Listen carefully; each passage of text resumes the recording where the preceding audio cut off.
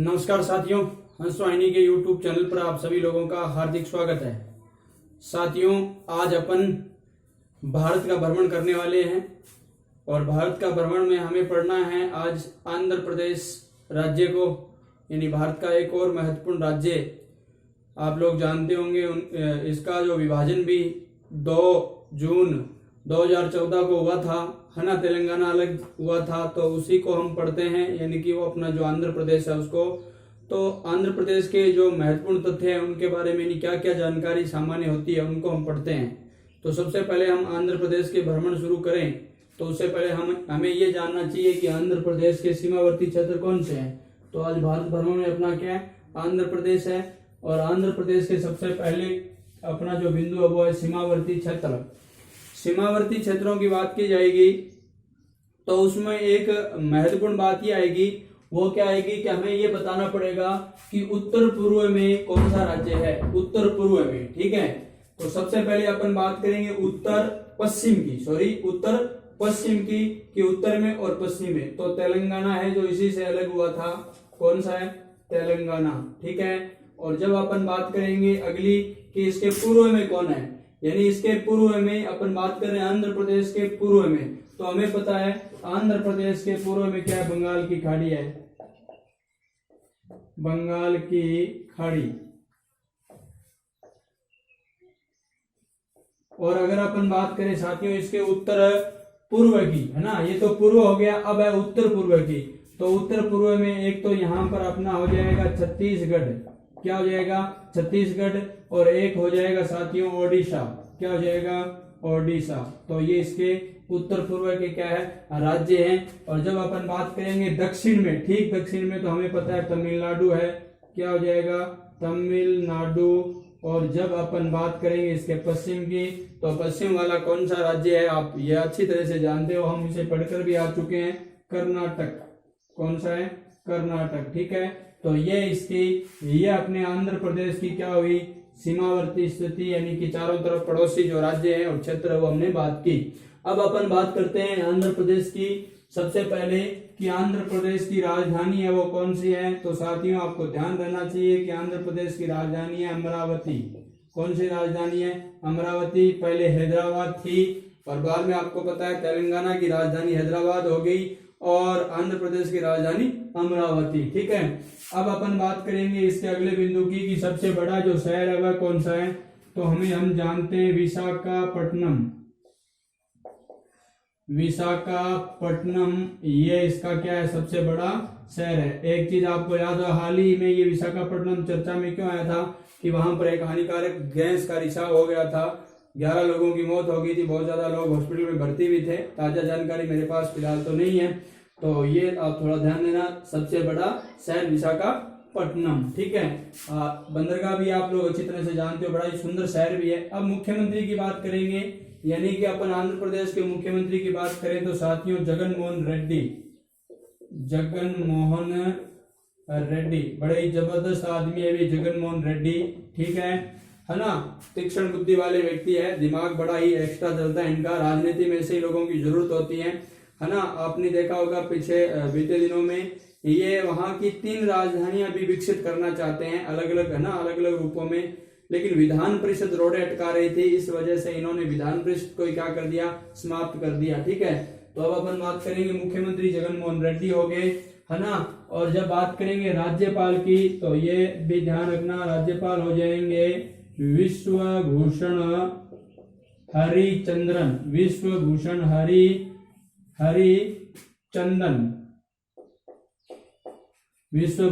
हरिचंदन इनके क्या है, राज्यपाल है। अब अपन गठन की बात करेंगे तो ये गठन तो 1 नवंबर 1956 को, ध्यान दे। वैसे 53 भी मिलता है 1953, तो ध्यान देना कि 1953 में, है ना, इन्हें भाषा के आधार पर अलग रूप में दर्जा जरूर दिया था, लेकिन ये जो प्रस्ताव है संसद के अंदर जब तक पारित हुआ था तब तक 1956, 1 नवंबर 1956 पुनर्गठन कहते हैं। तो ये ध्यान रख लेना, 1 नवंबर 1956 को ये गठन हुआ किसका, आंध्र प्रदेश का। और भाषा के आधार पर गठित होने वाला ये पहला राज्य भी है। आपको याद होगा यहाँ इस, है ना, अलग भाषा के आधार पर अलग राज्य की मांग के लिए एक व्यक्ति था ना, पोटा श्री माल्लू, आप जानते होंगे, है ना, तो वो भी क्या हो गए थे, शहीद हो गए थे। ठीक है, अनशन करते हुए मारे गए थे, अनशन करते हुए क्या हो गए थे, शहीद, मृत्यु हो गई थी उनकी। ठीक है, अब बात करते हैं अपन इस क्षेत्र की राजभाषा की। राजभाषा की बात आएगी साथियों तो वो हो जाएगी तेलुगु। क्या हो जाएगी, तेलुगु। मैंने आप लोगों को पहले ही बता रखा है कि दक्षिण भारत की 4 प्रमुख भाषा, उनको द्रविड़ परिवार कहते हैं, तमिल, तेलुगु, मलयालम, कन्नड़, ये 4 भाषाएं। उन चारों भाषाओं को हम पढ़कर आ रहे हैं आराम से ना, हमने आराम से पढ़ लिया है। सबसे पहले है ना, अगर तमिल की बात करें तो तमिलनाडु में हमने पढ़ लिया, उसके बाद हमने तमिल, तेलुगु अब हम यहाँ पढ़ रहे हैं ना, तेलुगु हम यहाँ पढ़ रहे हैं, और जब उसके बाद की मलयालम है ना, केरल के यहाँ पढ़ ली, कन्नड़ कर्नाटक के यहाँ पढ़ ली। ठीक है, तो ये ध्यान देना, उनकी प्रमुख राजभाषा है ये तेलुगु। ठीक है, अब अपन बात करते हैं यानी जनसंख्या की। तो जनसंख्या का आंकड़ा है आपको, ये आपके सामने है, प्रस्तुत है 4,93,00,000। तो कहने का मतलब आप इतना 4,93,86,799। ठीक है, आपको 4,93,00,000 यानी लगभग 5 करोड़ के आसपास जनसंख्या है। क्षेत्रफल की अगर अपन बात करेंगे तो क्षेत्रफल हो जाएगा यानी कि अपने पास जो आंकड़े 1,60,205 वर्ग किलोमीटर है ना, केम स्क्वायर का मतलब हो गया वर्ग किलोमीटर, ये इसका क्या है, क्षेत्रफल है। अब अगला अपना जो बिंदु है वो भी महत्वपूर्ण है कि यहाँ पर कुल कितने जिले हैं, 13 जिले। कितने जिले, 13 जिले। ध्यान देना, यहाँ कुल 23 जिले थे पहले, कितने जिले थे, 23। तो इनमें से है ना, आपको मैंने बता भी दिया था कि 2 जून 2014 को क्या कर दिया गया था, यानी कि मैंने आपको बताया कि इस तेलंगाना, इससे है ना, तेलंगाना को क्या कर दिया था, अलग कर दिया था, और तेलंगाना के अंदर 10 जिले चले गए थे। ठीक है, तो ये बात आप याद रखना, तेलंगाना की राजधानी हैदराबाद है। ठीक है, और इधर मैंने आपको बता दिया 13 और 10। ठीक है, 10 कहाँ है, तेलंगाना में। ठीक है, अब अपन बात करते हैं मित्रों किसकी, उच्च न्यायालय की। किसकी बात करते हैं, उच्च न्यायालय की। और उच्च न्यायालय मतलब हाई कोर्ट। आंध्र प्रदेश का हाई कोर्ट कहाँ पर है, तो वो जहां इनकी राजधानी है अमरावती में ही है। ठीक है, और वहीं पर इनका विधान सभा का जो कार्यालय वही वहीं पर है, प्रशासनिक कार्य है। अगर अपन बात करेंगे साथियों राष्ट्रीय पार्क की, तो अब राष्ट्रीय पार्क से संबंधित भी प्रश्न आता है। एक तो है नागार्जुन सागर, मैं आपको बता देता हूं, नागार्जुन सागर, और एक अपना है पापीकोंडा।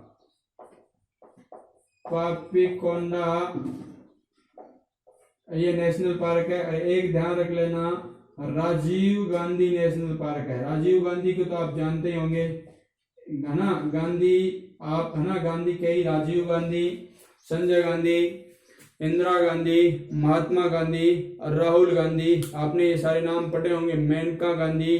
ठीक है, तो कहने का मेरा तात्पर्य यही है, राजीव गांधी भारत के पूर्व प्रधानमंत्री है, आप सब लोग जानते होंगे। Nagarjuna Sagar, Papikonda national park, Nagarjuna Sagar national park और राजीव गांधी नेशनल पार्क कहाँ के प्रमुख है, आंध्र प्रदेश के। अब अगर अपन बात करें किसकी, यानी यहाँ की मुख्य सीटों से संबंधित है, तो सीटें देखो, लोकसभा की सीटों की बात करेंगे तो ये भी एक महत्वपूर्ण अपना आंकड़ा है। ये 25 सीटें हैं। कितनी है, लोकसभा की कुल 25 सीटें हैं, और हमारे भी कितनी है, 25 सीटें हैं। लोकसभा की राजस्थान से कितनी सीटें हैं, 25 है, आप सब लोग जानते होंगे। 25 में से 24 तो बीजेपी की है, और एक बीजेपी के सहयोगी है ना, आरएलपी की, आप जानते हैं, हनुमान बेनीवाल। अब अपन बात करेंगे राज्यसभा की, तो राज्यसभा में यहाँ कुल 11 सीटें हैं। कितनी सीटें हैं, 11 सीटें। मतलब आप समझ गए होंगे, यानी हमारी संसद के 2 क्या होते हैं, सदन होते हैं ना, तो द्विसदनीय एक तरीके से, मतलब ये अपनी संसद है, और संसद के 2 सदन होते हैं। एक तो ये उच्च सदन होता है, और ये निम्न सदन होता है ना, इसे बुजुर्गों का सदन कहते हैं, इसे युवाओं का कहते हैं, ऐसे कहते हैं। ठीक है, ऐसी बात नहीं कि इसमें जवान जाते हैं इधर है ना, इसमें बुढ़े जाते हैं, नहीं, ऐसी तो कोई बात नहीं, लेकिन हमें थोड़ा ध्यान देना है। इसे उच्च सदन और इसे सताई भी कहते हैं। ये कभी भंग नहीं होती, बल्कि इसके जो सदस्य होते हैं वो प्रति है ना, उसका कार्यकाल होता है 6 वर्ष का, सदस्यों का कार्यकाल होता है।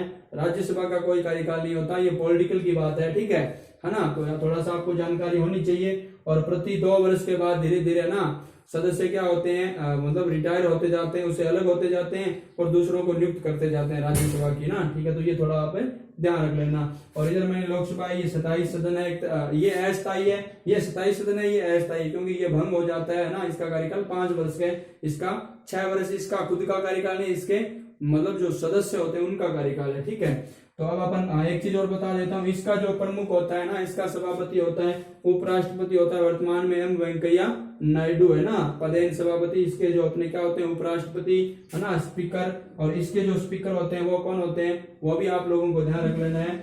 इसके स्पीकर को चुना जाता है लोकसभा के सदस्यों के द्वारा ना।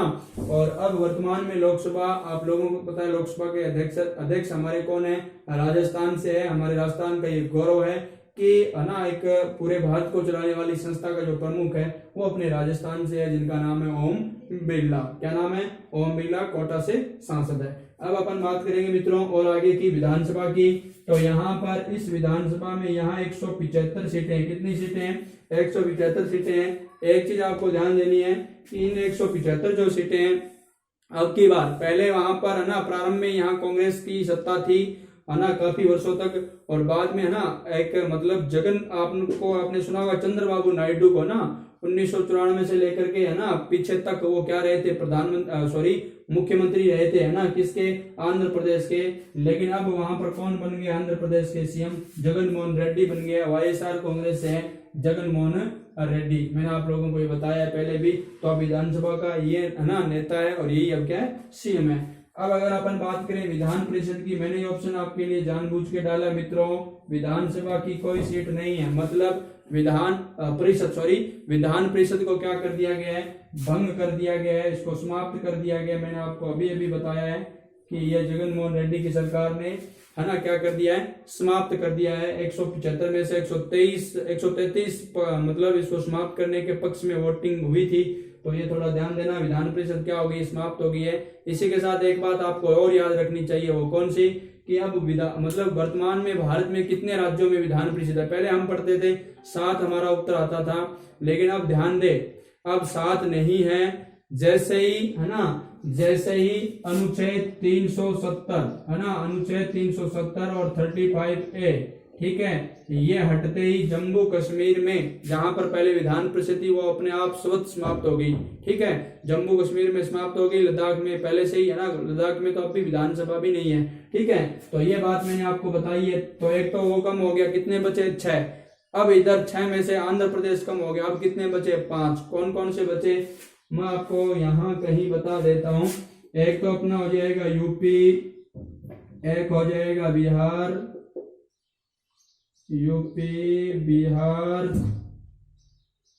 ठीक है। और एक चीज आप लोग और याद कर लेना, यानी यूपी बिहार के बाद में अपन अगर बात करेंगे तो तेलंगाना हो जाएगा, तेलंगाना, कर्नाटक, महाराष्ट्र। अब ये 5 जो राज्य है इनके अंदर क्या है, विधान परिषद अस्तित्व में। ध्यान देना, ऐसे प्रश्न आते हैं, कहीं न कहीं आ जाते हैं। अब अपन साथियों इससे भी आगे निकलते, कुछ और महत्वपूर्ण तथ्य है। राजकीय चिन्ह की बात करें, अगर अपन राजकीय चिन्ह की बात करें और वो किसके, यानी आंध्र प्रदेश के, तो पशु की बात की जाएगी। जब सबसे पहले हम किसकी बात करेंगे, पशु की करेंगे। तो पशु में आपको एक चीज याद रखना है कि यहाँ का पशु है वो कौन सा है, तो वो है कृष्ण मृग। ठीक है, क्या नाम है, कृष्ण मृग। ठीक है, और कई जगह आपको है ना मृग हिरण की प्रजाति का ही है, तो कई जगह आपको चिंकारा भी मिलेगा। क्या मिलेगा, चिंकारा। और इधर हमारे राजस्थान का चिंकारा है ही, आप जानते हो, तो ये ध्यान रखना, कृष्ण मृग या चिंकारा। अगर बात करें यहाँ के पक्षी की, है ना, तो पक्षी हो जाएगा नीलकंठ। कौन सा हो जाएगा, नीलकंठ। पक्षी कौन सा है, आंध्र प्रदेश का राजकीय नीलकंठ है। और वृक्ष की बात करेंगे तो नीम है साथियों, क्या है, नीम। अगर पुष्प की बात करेंगे तो ये हो जाएगा कुमुद, है ना, इसे जल लिली भी कहते हैं, जल लिली। क्या कहते हैं, जल लिली, कुमुद या जल लिली। ठीक है, बात एक ही है। अब अगर अपन बात करें, यानी कि पुष्प की बात हमने की है, और है ना वृक्ष की कर ली, पक्षी की कर ली, पशु की कर ली। पशु कृष्णमृग, चिंकारा, पक्षी नीलकंठ, वृक्ष नीम, और पुष्प कुमुद या जल लिली। अब मैं एक चीज और बता देता हूँ, अलग से बताता हूँ। अगर इस राज्य के अपन 2 और चीजों की बात कर लेते हैं। अगर खेल की बात करें, राजकीय खेल की, तो कबड्डी हो जाएगी। क्या हो जाएगी, कबड्डी। और अगर अपन बात करें किसकी, इसके यानी कि नृत्य की, ध्यान देना, नृत्य की, तो वो हो जाएगा कुचिपुड़ी। ठीक है, तो ये भी महत्वपूर्ण है, आपको ये भी याद रखना है।